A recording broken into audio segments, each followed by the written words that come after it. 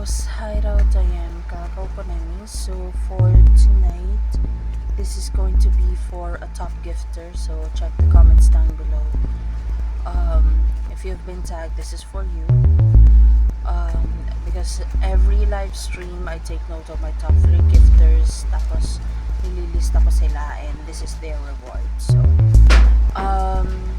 ang top 1 gifter ko rin pala is merong 1 free reading. So, 12 cards na yan. So, abang-abang sa mga gusto ng 1 free reading. Abang-abang sa live stream.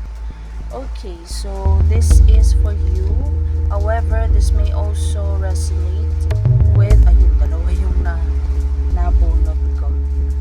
With Gemini, Libra, Aquarius, and Earth sign, Taurus, Virgo, Capricorn.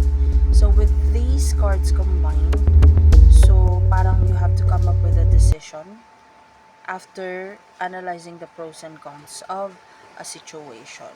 So parang you really have to be assertive about something.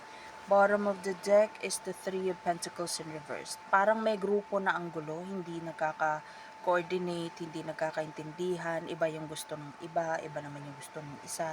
So parang you really have to step up. Air sign, earth sign, you really have to step up kasi if magte-take ka ng side, lalong gugulo. So parang come up with a solution na parang both will be appeased. Both will have a benefit sa decision na yun.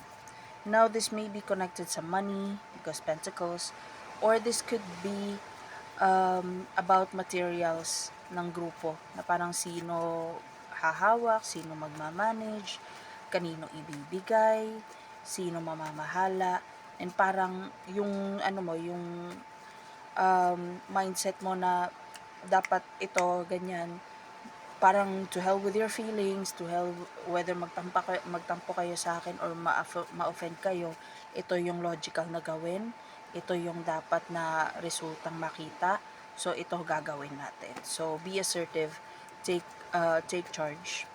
And if you're going to do that, possible outcome, Page of Swords reversed, meron ko kontra. Pero this is someone na magkukunwaring concern lang siya sa grupo. Pero meron siyang ayaw na mabuking. Page of Swords in reverse, this is someone who's hiding something or who is stealing something na parang ayaw niyang mabusisi yung record, ayaw niyang anong tawag nito? Makilatis yung process kasi meron siyang kababalaghan na ginawa.